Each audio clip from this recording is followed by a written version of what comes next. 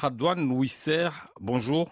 Bonjour. Vous revenez de Port-Soudan, une ville où très peu de gens extérieurs ont eu accès jusqu'ici. En parlant d'un niveau de violence sans précédent au Soudan, qu'est-ce que les gens que vous avez rencontrés vous ont dit sur les violences qu'elles ont subies? Écoutez, au Port-Soudan, la vie est plutôt calme, mais je peux vous assurer qu'après avoir rencontré des personnes déplacées de plusieurs autres régions du Soudan, et après une guerre fratricide qui a duré maintenant plus que 15 mois, le Soudan en général se trouve dans une situation humanitaire tragique. La plupart des déplacés que vous avez rencontrés viennent de quelle région, par exemple? Ils viennent pratiquement de toutes les régions du Soudan, du Darfour, de Sennar, de Al Jazeera, de Blue Nile. Port-Soudan, aujourd'hui, est une zone où les gens trouvent au moins l'asile. Mais cela ne veut pas dire que les personnes déplacées là-bas trouvent leurs besoins essentiels en nourriture, en abri et en services de santé. Et il y a des millions de personnes qui ont besoin d'assistance humanitaire, y compris des millions qui sont au bord de la famine. Et il est choquant de voir cette situation dévastatrice sur un pays qui vient de se relever d'une révolution ou d'une rébellion massive contre une dictature, et voilà qu'il se retrouve maintenant victime d'une guerre qui n'a aucun sens. Parmi les témoignages que vous avez pu recueillir à Port-Soudan, est-ce qu'il y en a certains qui vous ont plus particulièrement touché? Ce qui m'a touché le plus, ce sont évidemment la situation des enfants et des femmes enceintes et des vieillards. Les enfants se trouvent hors des bancs de l'école en millions depuis plus qu'une année. Ils sont dans un besoin total. Et le phénomène le plus choquant, à mon avis, dans ce conflit, c'est l'augmentation des cas d'abus et de violences sexuelles contre des femmes, des filles. Et je trouve, d'après les documentations que nous avons pu recueillir, il se trouve que les forces de support rapide sont devenues expertes en la matière. Vous avez évoqué le cas de Al-Fasher, où la situation semble bien pire. Je suis particulièrement inquiet sur la situation à Al-Fasher, au nord du Darfour, qui abrite 1,5 million de personnes, dont 800 000 personnes déplacées. C'est de voir le massacre sur une base ethnique opéré il y a quelques mois à Darfour Ouest contre les Soudanais massalites se répéter à Al-Fasher, d'autant plus que la ville est siégée par les forces d'intervention, de support rapide. Ce qui est également choquant, c'est de constater les opérations de recrutement d'enfants dans des opérations militaires. Vous avez rencontré certaines autorités soudanaises à Port-Soudan. Qu'est-ce que vous leur avez demandé? J'ai eu des rencontres à un niveau élevé des autorités transitoires soudanaises.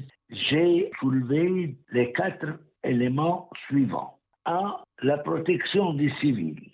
Cela veut dire le respect du droit humanitaire international. La deuxième demande est la facilitation de l'aide humanitaire, quelle que soit son origine, sa destination et à travers tous les points de passage possibles. La troisième demande est la levée de la pression dont font l'objet les représentants de la société civile, les ONG, les journalistes, les défenseurs des droits de l'homme, les avocats, dont plusieurs actuellement sont détenus sans aucun fondement valable. L'autre point que j'ai soulevé est la délimitation de la responsabilité et la cessation de l'impunité qui a malheureusement caractérisé la vie publique au Soudan pendant des décennies. Est-ce que ces autorités que vous avez rencontrées se sont engagées à quelque chose? J'ai pu exprimer tout ce que je pensais de la situation des droits de l'homme au Soudan. Je n'ai pas manqué de leur dire ce que nous pensons sur les abus qu'ils facilitent ou qu'ils tolèrent ou qu'ils permettent de se dérouler. Et là, je pense qu'ils ont manifesté une certaine compréhension sur la question de facilitation de l'aide humanitaire, sur la protection des civils et peut-être la nécessité de donner des instructions à leurs membres de respecter davantage les règles du droit humanitaire. Ce sont pourtant ces mêmes autorités qui empêchent dans certaines zones les convois humanitaires d'accéder aux zones contrôlées par les hommes de Hemeti. Est-ce que ce n'est pas contradictoire? Il y a eu une flexibilité notable dans les semaines récentes sur cette question. Il y a certains points de passage comme le point de passage ou la frontière avec le Tchad. Ils estiment qu'il y a des armements, des équipements militaires qui sont passés sous le couvert d'aide humanitaire par ces points-là. Il y a d'autres zones contrôlées par le RSF qui sont également difficiles à accéder. Mais nous avons noté qu'il y a plus de flexibilité sur la question des visas pour le personnel humanitaire international, Nations Unies ou ONG. Il y a une plus grande flexibilité que nous avons notée sur le mouvement des convois humanitaires.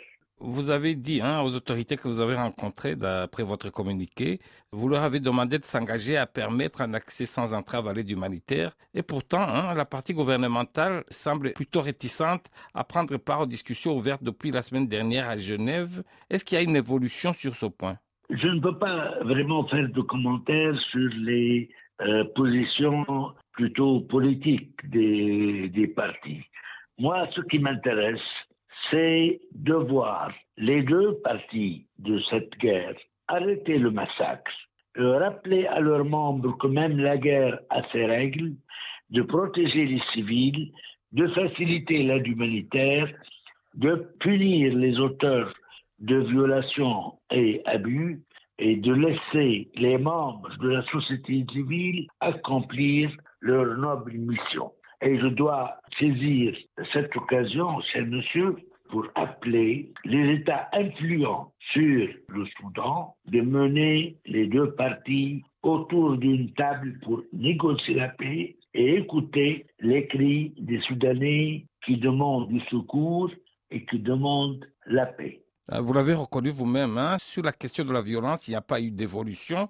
Est-ce que l'heure des sanctions n'a pas encore sonné pour les deux grands responsables de cette crise? Cette question, vous la posez au Conseil de sécurité. Nous sommes intéressés par les conditions des droits de l'homme au Soudan et nous continuerons à militer pour l'amélioration de ces conditions. Vous parlez dans votre communiqué d'un niveau de violence sans précédent, épouvantable au Soudan.